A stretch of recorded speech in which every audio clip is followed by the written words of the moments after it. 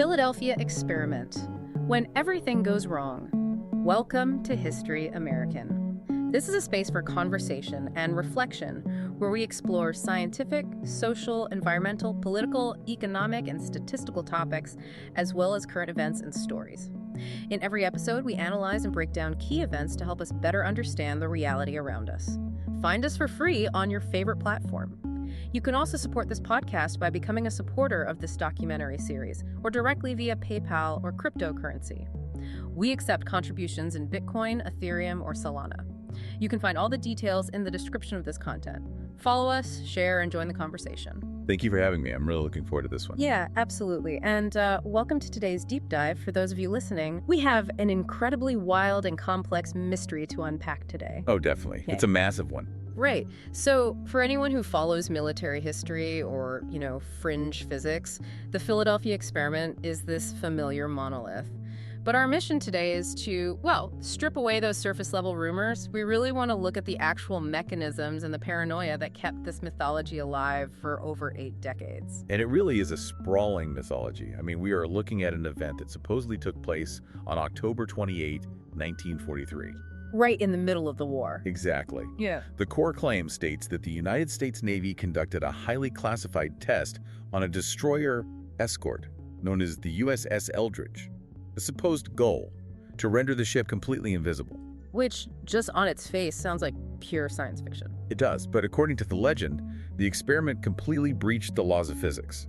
They say it teleported the vessel across state lines and accidentally tore a hole straight through the fabric of space-time. Okay, let's pause there, because applying Albert Einstein's unified field theory to a World War II destroyer is it's a staggering conceptual leap. It really is. I mean, we're talking about the holy grail of theoretical physics, right? The attempt to mathematically link electromagnetism and gravity. They weren't just trying to bend a little bit of light or radar. No, they were supposedly going all in. Right. The claim is they tried to weaponize this theory before the math was even finished. How did they supposedly justify jumping from an incomplete equation to a physical cloak? Well, the purported logic rested on extreme electromagnetic field generation. The idea was that if you could generate a sufficiently massive, localized electromagnetic field around the hull of the USS Eldridge, you could warp the spatial geometry around the ship. Oh, wow. Yeah. By bending the physical space, light and radar waves would just travel around the vessel, kind of like water flowing around a smooth stone in a river. The ship would just be unobservable to the enemy. But the narrative claims this manipulation of gravity and light had a catastrophic cascading effect, didn't it? That's putting it mildly. The story goes that when the massive generators powered up, an unnatural, dense green fog appeared out of nowhere. Just rolling over the ship. Yeah, and this fog supposedly acted as the physical manifestation of space-time ionizing. Then came a blinding blue flash, and the USS Eldridge was gone. Completely vanished from the Philadelphia Naval Yard. And it didn't just disappear, it supposedly appeared over 320 kilometers away in Norfolk, Virginia. Right. It supposedly hovered there for a few minutes and then snapped back to its original location in Philadelphia. Okay, but the physical displacement is really just the beginning of the lore. For you listening, the gruesome aftermath is what really cemented this story in the public consciousness. Oh, the human cost of the story is horrifying. Yeah. When the USS Eldridge rematerialized, the molecular structure of the ship and the crew had supposedly, lost their distinct boundaries. As they phased back into reality, matter just overlapped. It's a terrifying concept. Sailors were reportedly found with their limbs and torsos fused seamlessly into the solid steel bulkheads of the ship. Ugh. And it gets worse. Others supposedly spontaneously combusted due to residual energy. And the ones who survived the physical ordeal, they suffered complete, irreversible psychological collapse. Just went completely insane. Exactly. But, if this was the baseline reality of the test, you have to ask yourself how a supposedly top-secret military catastrophe of this magnitude ever sees the light of day. Right. How does that not stay buried forever? Well, it supposedly leaked through a whistleblower, a sailor named Carl Meredith Allen. He claimed to be stationed aboard a civilian merchant ship called the SS Andrew Furuseth. And that ship was supposedly docked nearby? Right, docked near the USS Eldridge during the test.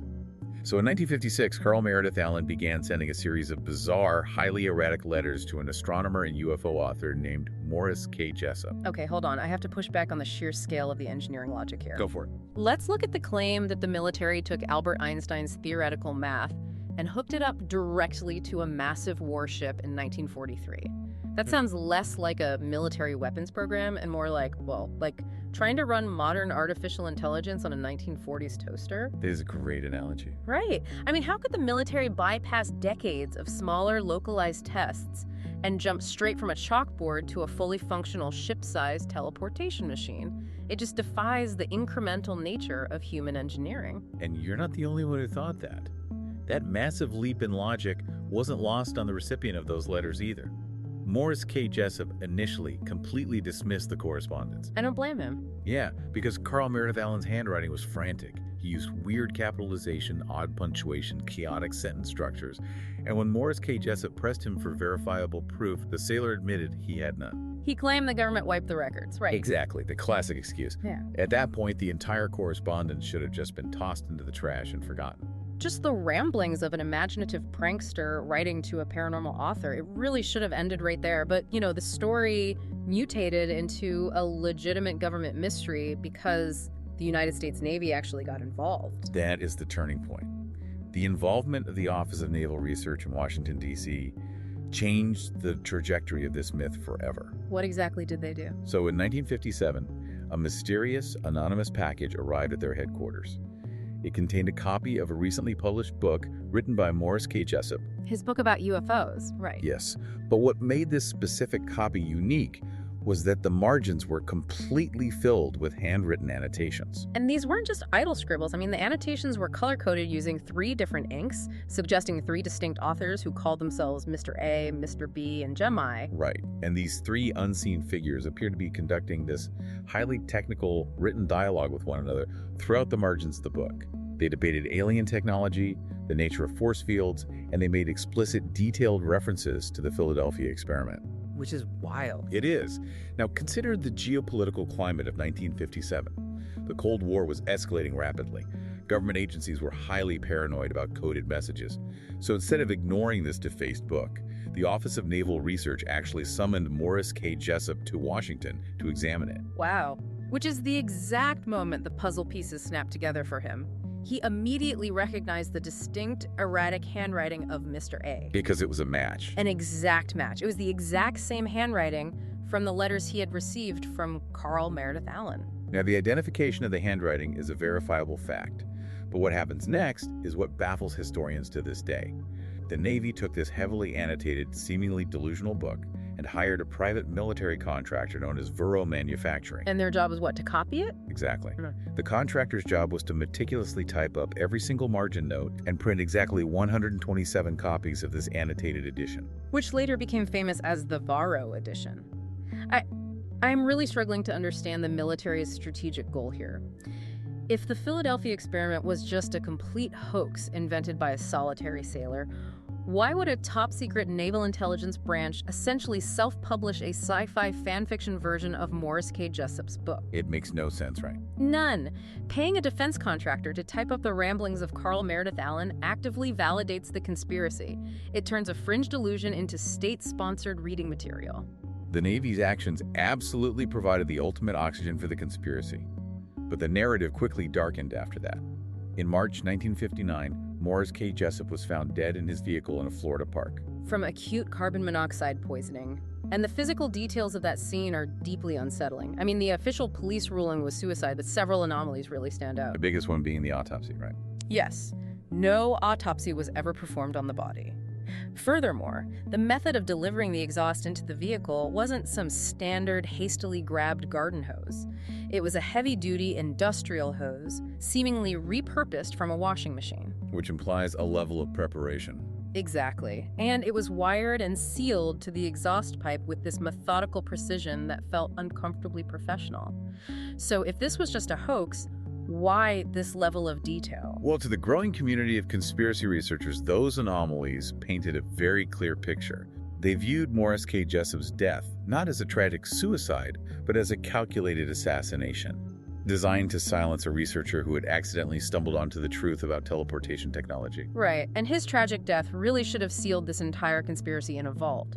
But before we open that vault and look at how this story evolved over the next few decades, I want to take a quick moment to speak directly to you, the listener. This is important stuff. It is. Exploring these incredibly layered historical mysteries takes a massive amount of research and resources. If you value this kind of deep dive analysis and want to help us keep unraveling these complex threads, please consider supporting our work. Your contributions are the engine that allows us to keep bringing these fascinating stories to light. Thank you for that. So, returning to the timeline, the story did remain largely dormant in that vault for over 20 years. But they always come back. Always. Vaults eventually get opened. And in 1984, Hollywood blew the doors completely off with the release of a science fiction movie about the Philadelphia experiment. Right. The cultural impact of that movie resurrected the myth and introduced entirely new, spectacular claims into the lore. The power of media to shape memory is terrifying, honestly, because that movie supposedly unlocked repressed memories in a man named Al Bielek, who stepped forward with a narrative that makes the original letters look incredibly tame. Oh, absolutely. In the early 1990s, Al Bielek began doing the lecture circuit. He claimed that his actual birth name was Ed Cameron, and that he, along with his brother Duncan Cameron, were both stationed aboard the USS Eldridge during the catastrophic test. Okay, let's break down the mechanics of what he claimed happened, because it introduces the concept of temporal displacement. Time travel. Okay. Al Bielek claimed that when the green fog enveloped the ship and the generators lost containment, the electromagnetic field ruptured the local space-time continuum. So, in a panic, he and Duncan Cameron jumped off the side of the ship. But instead of hitting the water... Exactly. Instead of hitting the water of the Harper, they supposedly fell through a dimensional tear. They claimed they woke up in a highly advanced hospital in the year 2137. Which is just a massive jump from 1943. Right. And then he claimed his consciousness was later pulled into the year 2749, where he witnessed a global society entirely managed by a synthetic artificial intelligence system. Just wild claims. And to anchor these staggering claims of time travel, Al Bielek introduced a new, famous architect into the mythology. He claimed Nikola Tesla was the original director of the covert operation. Oh, of course. Bringing Nikola Tesla into the fold is a classic hallmark of deep lore. But how did Nikola Tesla supposedly fit into the mechanics of time travel? Well, Al Bielek claimed that the operation was codenamed Project Rainbow. And he said that Nikola Tesla understood the profound dangers of exposing biological organisms to multidimensional electromagnetic fields. Because it would mess with their bodies. More like their souls. He theorized that human consciousness possesses a natural temporal resonance, a connection to the Earth's base frequency in a specific era. Okay. If you subjected a crew to a massive field that decoupled the ship from reality, their biological resonance would be severed, and they would just drift aimlessly through the multiverse. So to prevent this, Nikola Tesla supposedly invented a device called a zero-time reference generator. Okay, let me see if I can map this out. You're telling me Nikola Tesla supposedly built a machine to anchor a human soul to a specific timeline. That's the claim, yes. That sounds less like theoretical physics and more like a cosmic IP address. Was the military essentially trying to assign a digital anchor to the crew so their souls wouldn't buffer into the wrong dimension when the local reality got refreshed? That is actually a highly accurate way to visualize it. The zero-time reference generator was meant to be that anchor.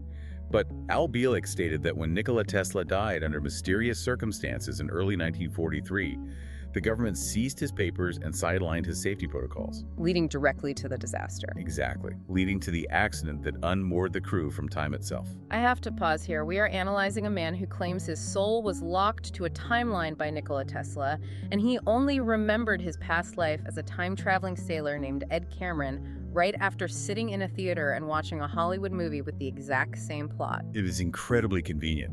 The convenience of that timing completely shatters the credibility of the narrative for me. Isn't it awfully convenient? It is highly suspect, which is why skeptics completely dismiss the temporal displacement angle.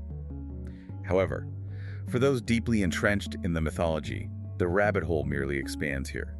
The belief is that the military did not abandon this research after 1943. Right, they never just stop. Exactly. They believe the military refined it, giving birth to the modern era of black projects. So let's look at the supposed evolution of the science. If they learned how to punch a hole in reality, what did they do next? Well, After Nikola Tesla's death, the project was allegedly handed to Dr. John von Neumann, the brilliant mathematician.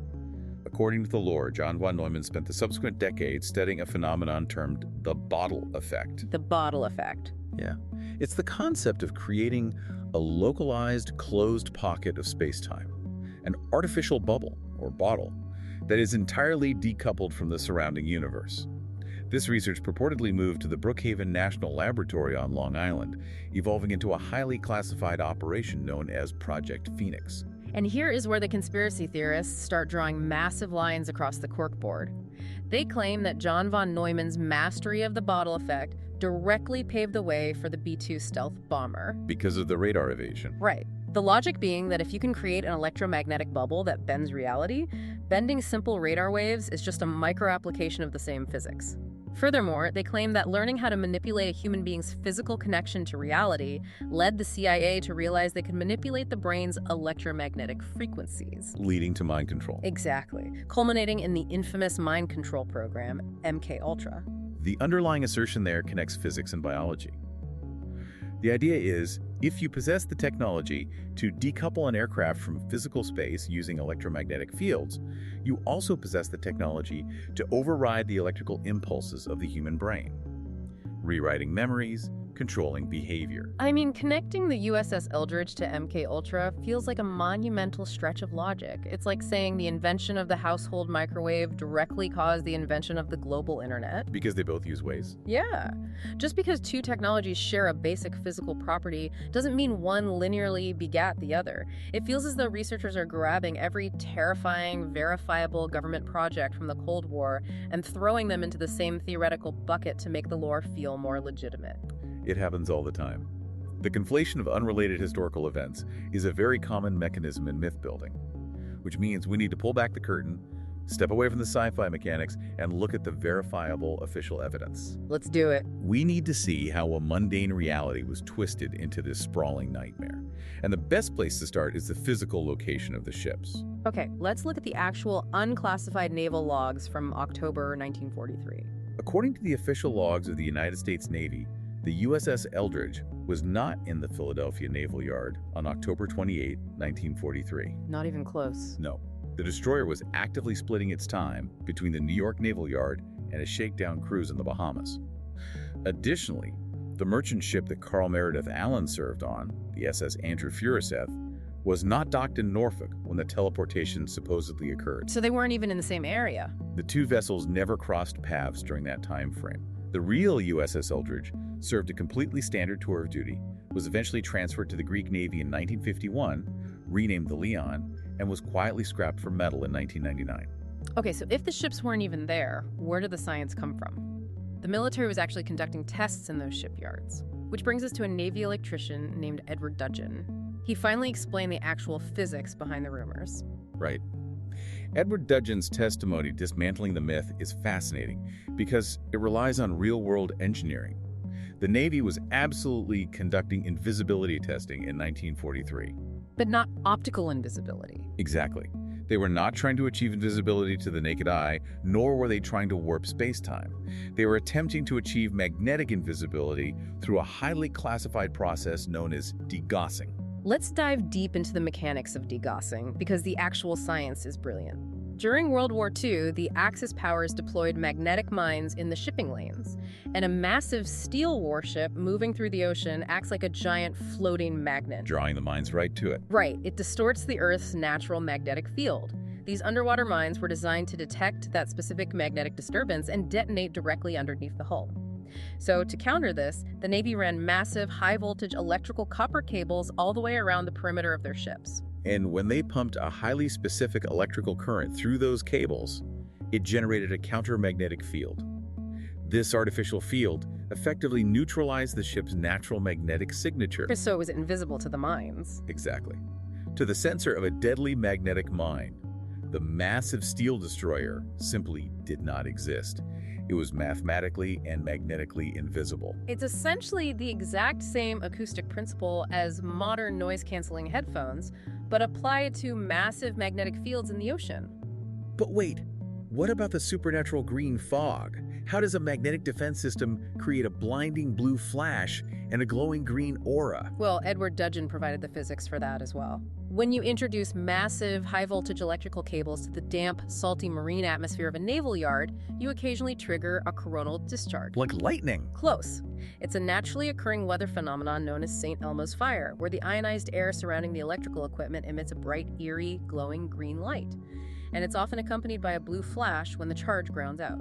Wow. So if you're a sailor looking out across the water from a distance, you see a top-secret process involving massive electrical cables, you hear whispers about making a ship invisible, and you witness the vessel glowing with an unnatural green aura. It's the perfect storm. It really is. You can entirely see how a layman's brain, fueled by wartime paranoia, could misinterpret those physical inputs into a story about teleportation. The visual inputs perfectly seeded the myth, and the final dismantling of the conspiracy comes from the architect himself. Years after his initial letters, Carl Meredith Allen confessed to his own family members. He admitted it was all fake. He admitted that the entire narrative, the teleportation, the space-time rift, the fused sailors, and his erratic correspondence with Morris K. Jessup was a complete fabrication. He was just a man who craved attention and possessed a hyperactive imagination. And what about Al Bielek? Oh, independent investigators eventually scrutinized Al Bielek's claims and caught him utilizing historical photographs of a completely different civilian, a man named Alex Cameron, to fraudulently prove his fabricated identity as Ed Cameron. Unbelievable. You know, the mechanics of how this myth grew are almost more fascinating than the myth itself. I have to ask you and the listener, did the Navy's genuine, highly justifiable secrecy around the degaussing process act as the perfect blank canvas for Carl Meredith Allen's imagination? I think it absolutely did. If the military had simply held a press conference and explained the mechanics of magnetic mines and copper cables, none of this would have happened. Secrecy breeds paranoia, and a classified blank space is the ultimate fertilizer for a conspiracy theory. Well, the human mind abhors a vacuum of information. When confronted with a classified secret and a glowing green light, we will almost always invent a story that is vastly more magical and terrifying than the mundane reality of engineering. Carl Meredith Allen provided a narrative that was simply too compelling for people to ignore. Even when the verifiable facts contradicted it. It leaves you with a deeply unsettling thought as we wrap this up. If one bored sailor's fabricated letters, inspired by a misunderstanding of a magnetic defense system, could trigger a multi-decade government headache, directly inspire Hollywood blockbusters, and engineer an entirely new, deeply detailed mythology of time travel. What else is out there? Right. What other universally accepted narratives in our modern culture, things we just take for granted as fundamental truths today, are actually just highly successful hoaxes born from a misunderstanding? Analyzing the origin of our beliefs is always a provocative exercise. It really is. Thank you so much for joining us on this incredible deep dive into the unknown. It has been a fascinating unraveling of history and physics. Please remember to subscribe to our feed, support the critical analysis we do here, and share this conversation with anyone who loves peeling back the layers of a good mystery. Until next time, stay curious and always keep questioning the reality around you.